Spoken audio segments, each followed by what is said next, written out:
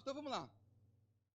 Essas culturas, elas influenciam bastante a gente. Por exemplo, o Império Romano, ele se tornou tão grande, tão grande, tão grande na época, e foi influenciado tanto pela cultura grega, que eles espalharam essa cultura.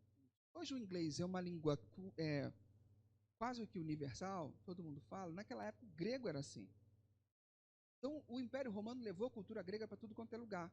E nós, por exemplo, se você perceber, você tem essa cultura grego-latina, você tem várias palavras no inglês que são originários do latim. Porque o Império Romano chegou a tal ponto, levou a tal ponto a cultura deles, que infestou o mundo inteiro. Ou seja, aqui também nós temos alguns resquícios que você talvez não saiba, mas que são frutos disso. Por exemplo, tem uma outra cultura, algumas outras culturas, os deuses criaram o mundo, mas eles não queriam ter um trabalho para mantê-lo. Por quê? Porque colocar a mão na massa era indigno. Trabalhos que você colocava a mão é indigno. Então, trabalhos que você usa a inteligência eram trabalhos dignos. Então, eles criaram o ser humano para pôr a mão na massa, para fazer a manutenção do mundo. Ou seja, eles criaram criaturas inferiores para trabalhar. Trabalho braçal não era digno dos deuses. Para você ter uma ideia, você já ouviu falar num cara chamado Aristóteles? Já ouviu? Sabe o que ele falou? Ele falou o seguinte: o desemprego, ou seja, viver sem trabalhar, era a qualificação mais importante para uma vida boa. É sério. Se você pegar esses caras falando, tem um monte. Porque trabalho não era algo legal, não era algo digno na cultura deles. Então, se você pega essa cultura que nós somos influenciados, trabalhos braçais não são legais. Trabalho bom é aquele que você usa a cabeça. Certo?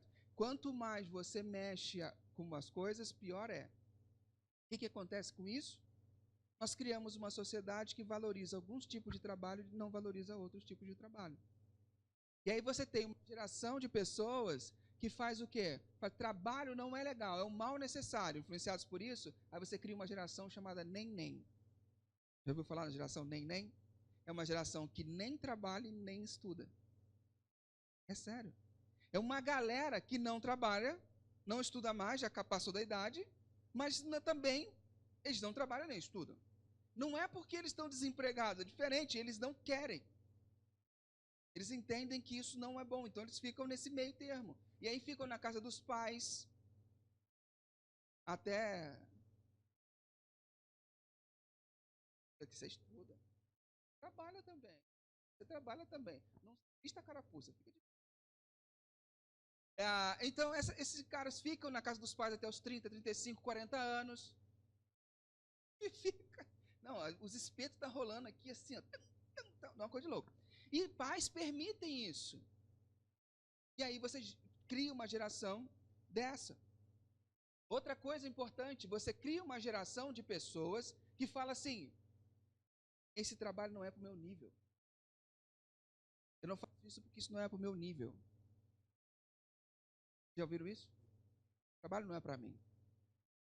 Por quê? Porque tem uma visão errada, equivocada sobre o trabalho. Só que quando eu aprendo, tenho uma teologia saudável sobre o trabalho, eu percebo que todo trabalho tem dignidade, inclusive aqueles que nós chamaríamos de trabalhos inferiores.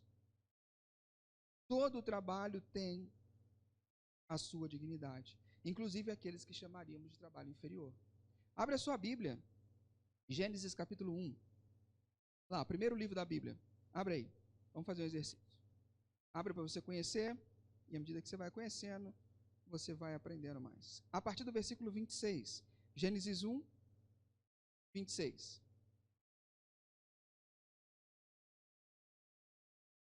Beleza? Vamos lá.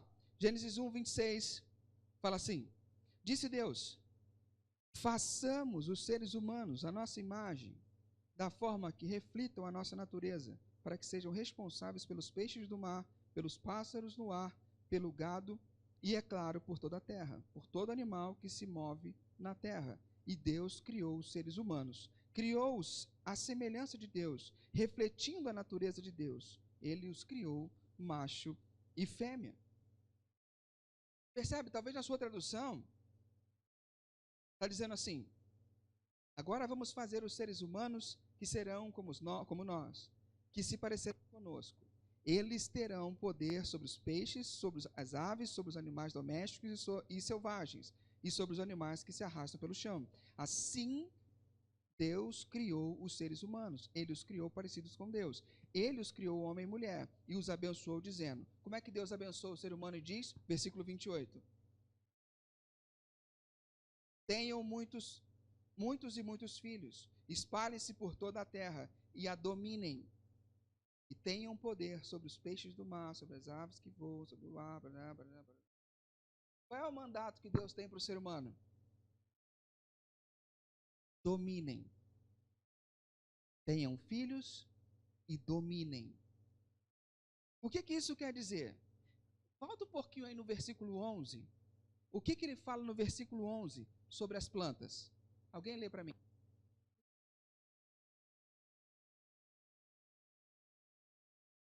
11. Um de cada vez, senão vai atrapalhar aí o processo.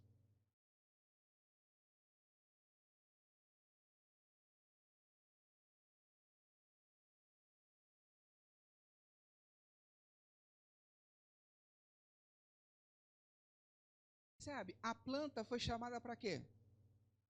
Frutificar. Todas as plantas foram chamadas para frutificar, mas o ser humano foi chamado para trabalhar.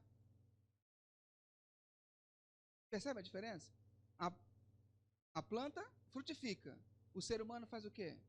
Multiplica e domine. Ou seja, você vai ter que trabalhar. Talvez na sua Bíblia esteja o termo subjugar, dominar, que é igual a governar a terra. O ser humano foi chamado para dominar a terra. O ser humano foi criado à imagem e semelhança de Deus. Você já ouviu isso, né? Pensa bem, quando esse texto está sendo escrito, eles estão no deserto do Egito, no deserto saindo do Egito e indo para a Terra Prometida, quando foi escrito. Então, está sendo escrito, falando de algo que aconteceu lá no começo do universo. Ok? Beleza. Naquela cultura que eles estavam recebendo esse texto, como é que os deuses manifestavam a sua presença? Os governadores, os imperadores, os reis, eles manifestavam a sua presença como? Fazendo estátuas. Percebe? Eles faziam estátuas e colocavam suas estátuas no meio do povoado. Eles faziam uma imagem. Então, a imagem daquele governante, a estátua daquele governante, era a manifestação da presença daquele governante naquele lugar. Era para dizer, olha, isso aqui tem dono, viu? Isso aqui tem dono, tem alguém que manda, e quem manda é ele, que está na imagem grandona aqui. Quando Deus diz que ele criou o ser humano à imagem e semelhança de Deus, percebe o que está acontecendo? Você e eu fomos criados para ser representantes da presença de Deus aonde quer que nós estivéssemos. Nós somos aquele símbolo que diz, olha, isso aqui tem dono. Nós somos a imagem de Deus, aqueles que representam a Deus. Nós somos os representantes dele. Está claro isso aí ou não? Está difícil de entender. Percebeu? Só que como que esse Deus, que eu sou representante, imagem e semelhança, como que ele se apresenta ao mundo? De que forma? Com que profissão? Qual é a profissão que Deus se apresenta ao mundo? Criador não é profissão. Mas ele criou. Que profissão? Construtor? O que esse construtor fez? Para o ser humano viver, ele fez o quê? Não, o que ele criou para o ser humano viver? Ele cria um jardim. Deus se apresenta ao mundo como um jardineiro. Percebe? Jardineiro é aquele que põe a mão na massa. Você conhece algum jardineiro que fica olhando, faz no computador e fala, não, vai ficar pronto, fica tranquilo. Não rola! Jardineiro de escritório não vira. E o jardineiro ele tem que pôr a mão na massa. Ele pode até ter um paisagista que ajuda, faz o projeto, mas o jardineiro põe a mão na massa. Deus se apresenta ao mundo como jardineiro. E Jesus? Jesus se apresenta ao mundo como? Com que profissão? Hã? Carpinteiro. Jardineiro, um carpinteiro. Consegue perceber? As profissões que mais você mexe, você mete a mão, você trabalha com matéria-prima. Ou seja, um simples trabalho como faxina é um trabalho de Deus. Não existe trabalho que seja abaixo da linha do que Deus acha honroso. Eu lembro que o Ed René, uma vez, uma mensagem, pastor da Igreja Batista da Água Viva, ele falou uma coisa muito interessante. Ele falou assim, que o filho dele, uma vez, chegou para ele, assim, pai, eu quero ser lixeiro.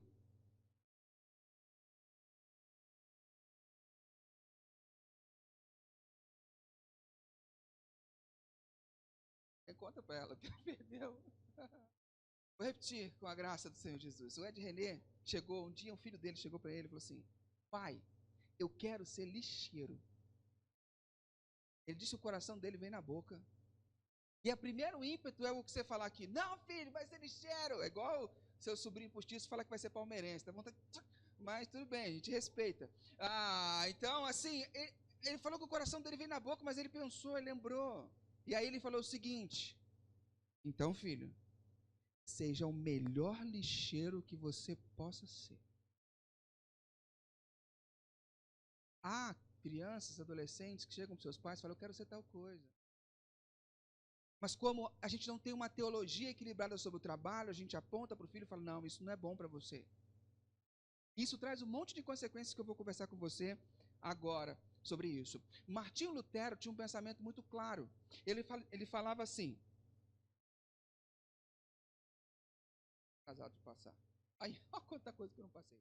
Martinho Lutero falava uma coisa assim, quando trabalhamos, somos os dedos de Deus, os agentes do seu amor providencial aos outros. Essa compreensão eleva o propósito do trabalho de ganha-pão para amor ao próximo e, ao mesmo tempo, nos liberta do fardo esmagador de trabalhar, especialmente para provar o nosso valor. Quando nós trabalhamos e estamos carentes de provar o nosso valor, a primeira coisa que a gente pergunta é quando a gente vai ganhar.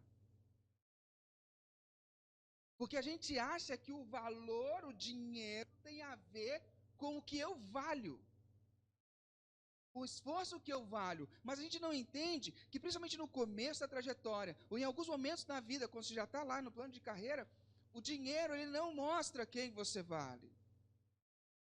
Existem outros aspectos muito mais educativos, muito mais teológicos no trabalho do que o recebimento que você tem pelo dinheiro. Mas como você não tem uma visão clara sobre quem você é, você acha que o seu esforço, ele é recompensado apenas pelo dinheiro que você recebe. E a gente esquece que simplesmente o trabalho não é um mecanismo só de ganhar pão, de levar dinheiro para eu guardar ou levar para minha família. O trabalho tem outros valores. Quando eu trabalho, eu sou os dedos de Deus para abençoar as pessoas. Se eu não entendo isso, eu estou fadado a ter uma trajetória profissional frustrada.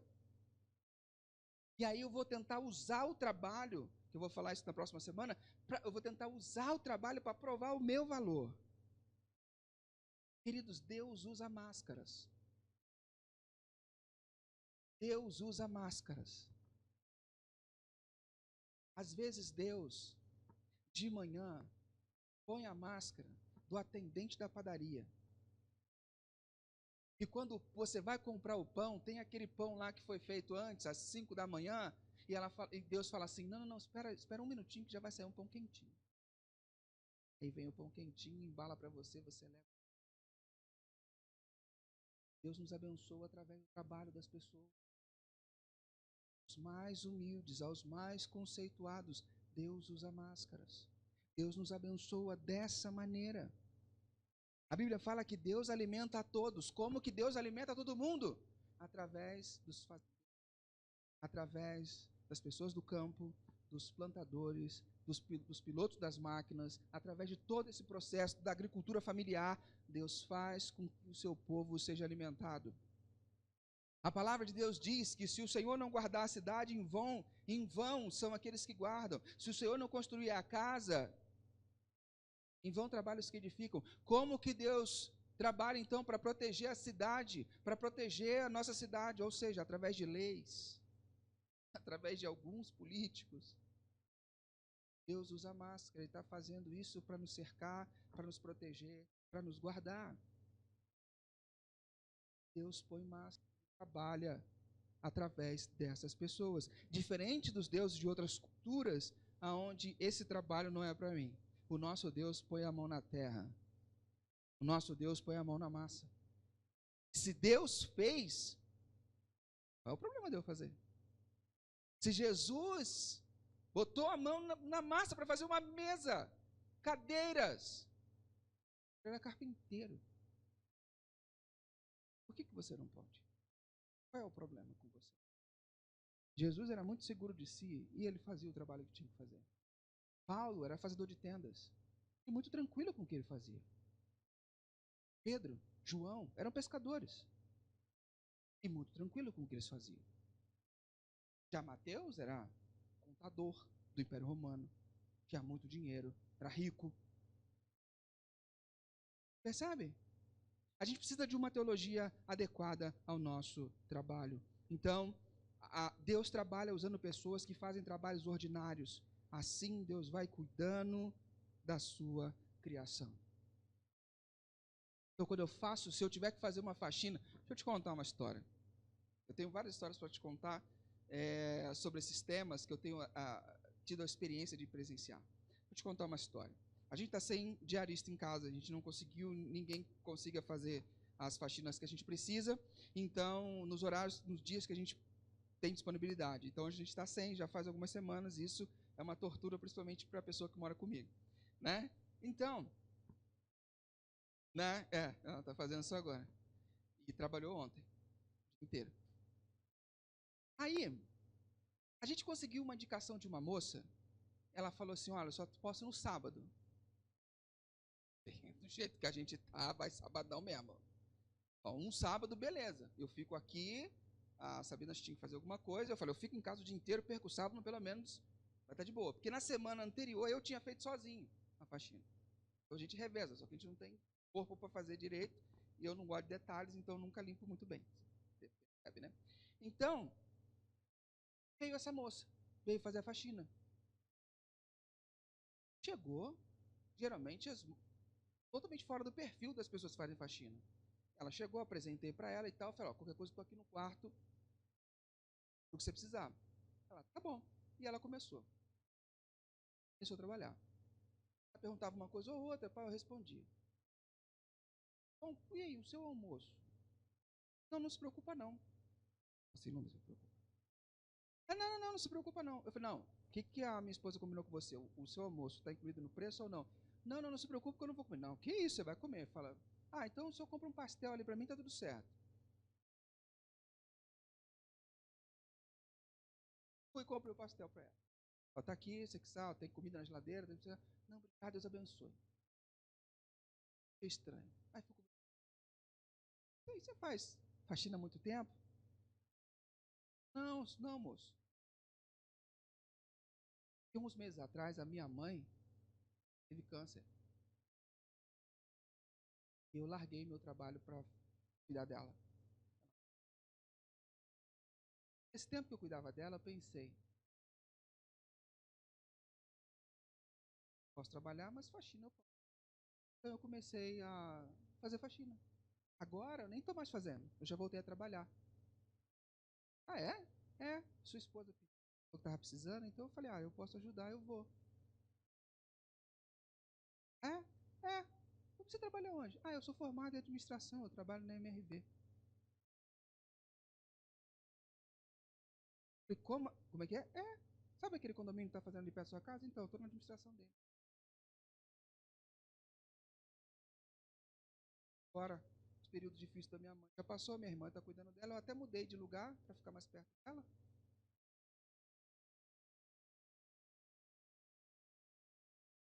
Deus do céu. Coisa simples.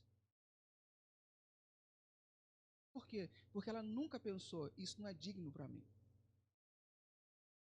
Ela tem filhos gêmeos, o marido trabalha, ela precisava cuidar, não estou trabalhando, posso ficar em casa cuidando da minha mãe. Não fazendo nada, vou fazer uma faxina. E ela fez faxina durante 6 meses. Quando ela foi fazer faxina para a gente, ela já não estava mais fazendo faxina. Só foi por quê? Porque a minha esposa precisava e ela foi nos abençoar. Porque em nenhum momento ela julgou que faxina era um trabalho abaixo da sua categoria. Que ela não foi criada para fazer. Ela entendia que naquele momento tinha que pôr comida na mesa, simplesmente. Passou, ela voltou a trabalhar. Quando a gente tem, não sei, né, mas quando a gente tem uma teologia centrada sobre o que é o trabalho, a gente começa a entender que na vida a gente desenvolve vários papéis e a gente pode fazer várias coisas. Quando eu entendo essa teologia do trabalho, quando eu entendo como Deus enxerga o trabalho, presta atenção, isso é muito importante. Quando eu entendo o que é isso, como é que é uma teologia clara, transparente sobre o trabalho, esse pensamento, esse entendimento facilita, e aí eu vou colocar alguns tópicos para você, tá bom? O que isso facilita a minha vida? Primeiro, me ajuda, ter uma teologia equilibrada sobre o trabalho, me ajuda a não desprezar as classes.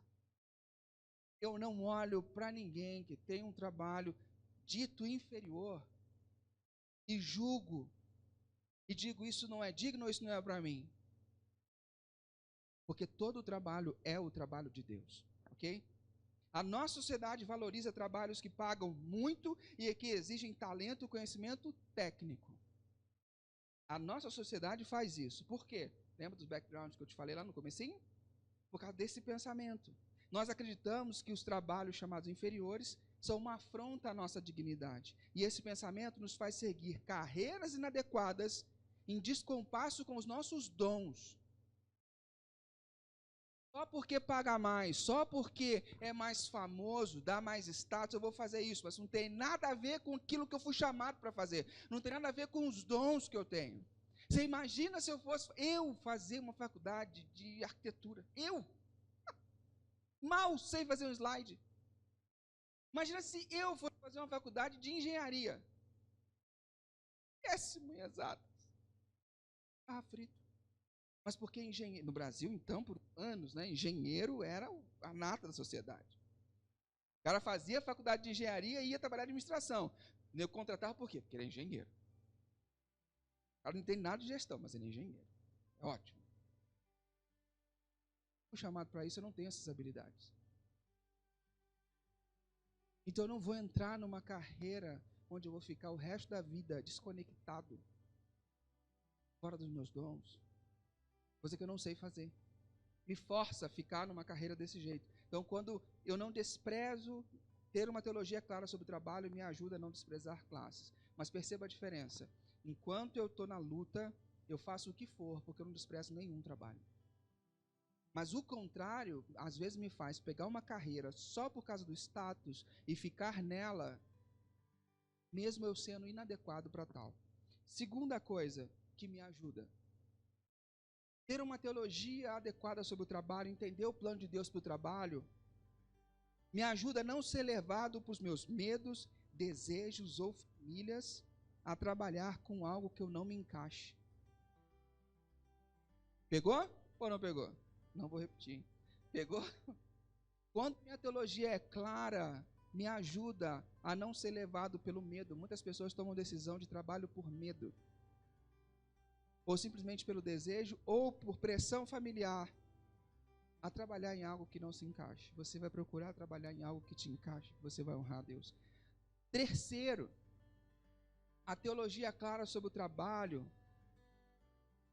me ajuda a ver que todos estão fazendo o trabalho de Deus, e a maneira de honrá-lo é fazendo bem. Qual é a maneira de você fazer a vontade de Deus? Faça direito. Faça bem. Por exemplo, qual é a melhor maneira de um piloto de avião ser um piloto de avião cristão, ser um piloto de avião que honra a Deus, ser um piloto de avião que é um exemplo para todo mundo como cristão? pousa o avião. Tranquilamente, suavemente. Pousa o avião de forma que outra pessoa possa usá-lo novamente. É assim.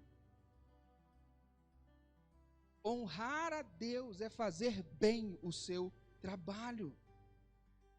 A melhor maneira de fazer o trabalho de Deus é fazê-lo bem. Seja o que, se todos os trabalhos são de Deus, certo? Todos os trabalhos legais e honestos. Não vem falar que você está vendendo na boca e que você vai fazer em nome de Jesus. Não, certo, ok? Mas todo trabalho honesto e legalizado é um trabalho digno, é um trabalho de Deus, então faça-o da melhor maneira que você conseguir. Seja um bico, seja um trabalho fixo, seja da sua carreira. Seja bom no que você faz. Os luteranos chamam isso de ministério da excelência. Seja bom. Não, ministério da competência. Seja competente no que você faz. Seja bom no que você faz. Não fique molengando. Não fique simplesmente tirando. Não tá aí, vou tirar 1h15. Se o seu tempo é 1 hora. Tá lá no meio, lá vou jogar paciência durante o trabalho. Não, faça direito. Seja honesto. Faça bem feito. Seja competente. Faça da melhor maneira possível. Número 4. Ter uma teologia saudável sobre o trabalho ajuda você a servir a Deus, a fazer bem o seu trabalho. Como é que eu posso servir a Deus na minha cultura? Como é que eu posso servir a Deus na minha sociedade? É ir fazendo caridade, é trabalhar com ação social, é fazer... Não, você quer honrar a Deus na sua cultura, na sua cidade? Faça bem o seu trabalho. Faça direito. Eu não estou dizendo para você ser o melhor na sua categoria. Não, mas seja o seu melhor. Faça o melhor que você puder. Não queira ser melhor do que os outros simplesmente. Faça o seu melhor, porque o seu patrão não é a empresa. Você trabalha para Deus. Porque é um trabalho de Deus. Porque trabalho de Deus não é um trabalho religioso. Muitas pessoas acham, não, o trabalho de Deus é o trabalho do pastor. Não, muito pelo contrário. Trabalhar para Deus é fazer bem feito aquilo que eu faço. O meu trabalho está no campo religioso. Imagina aqui um quadrante. Eu estou aqui, campo religioso, ok? E aqui o seu trabalho está no campo secular, está no campo da cultura. A grande questão é, o meu trabalho, ele pode ser secular ou religioso, mas ele pode estar mais para o lado de fazê-lo bem feito, de ser um trabalho santificado, ou ele pode estar mais para o lado de baixo de fazer mal feito, ser um trabalho não santificado. Então, seja o trabalho dentro da igreja, seja o trabalho na cultura, se eu faço ele para cima, para esse quadrante aqui, tá entendendo? Ele é o trabalho de Deus. Agora, eu posso trabalhar na igreja, eu posso trabalhar na cultura, se eu fizer da linha da mediocridade para baixo, não estou fazendo o trabalho de Deus, percebe? Então o trabalho de Deus, eu posso ser um pastor, um clérigo e ser um pica-fumo do caramba. Pegar para fazer a mensagem sábado à noite. Que vai pregar amanhã? Vou fazer sábado à noite, vira a madrugada fazer. Eu vou estar fazendo bem feito o trabalho? Não vou estar. Então eu tenho que aprender a fazer bem feito. Salmo 65, versículo 10 diz assim: regas com muitas chuvas as terras aradas e elas ficam amolecidas pela água, como com as chuvas amacias bem as terras e por isso crescem as plantações. Quem que rega a terra? Jardineiro. Percebe? Deus é jardineiro. João 16, versículo 8 fala assim: quando o auxiliador, o Espírito Santo, vier, ele convencerá as pessoas do mundo de que elas têm uma ideia errada a respeito do pecado e do que é direito e justo, e também do julgamento de Deus. O que ele está fazendo aqui? Trabalho de evangelista. Então, nosso Deus faz o trabalho braçal, o trabalho de jardineiro, bem como faz o trabalho espiritual, o trabalho de converter pessoas. Ou seja, a gente vê Deus fazendo tudo o que precisa ser feito. A gente não vê Deus fazendo umas coisas só num canto. Não, Ele faz o trabalho de cuidar, de jardineiro, e Ele faz o trabalho, também o trabalho de um evangelista. Então, queridos, qual é a função, e eu encerro por aqui, Qual é a função do nosso trabalho? Todo o nosso trabalho deve ter como objetivo duas coisas. Duas coisas. Primeiro, pôr ordem no caos. Não foi isso que Deus fez? Falou e pôs ordem no caos? O seu trabalho tem que ser pôr ordem no caos. Como? Esse é o objetivo do seu trabalho. Quando você faz, põe a ordem no caos. A bagunça. Tem um filme muito bom. Esse, se você não assistiu, é dica da Netflix. Chama assim, Um Senhor Estagiário. Não sei quem já assistiu. É maravilhoso. Filme, maravilhoso. É com a Anne Hathaway e o Robert De Niro. É divino, filme, muito bom. Conta a história de um cara mais idoso, que ele já tá viúvo, e ele queria voltar a trabalhar, ele não queria ficar aposentado. Então ele se inscreve para uma vaga em empresas de estagiário da terceira idade. E ele é contratado. E ele começa a fazer estágio naquela empresa, e de repente ele percebe que no meio daquela empresa tem uma mesa onde todo mundo joga as coisas naquela mesa. No meio da empresa, assim. Virou o cantinho da bagunça. E aqui a dona da empresa sentia dor no coração de ver aquilo.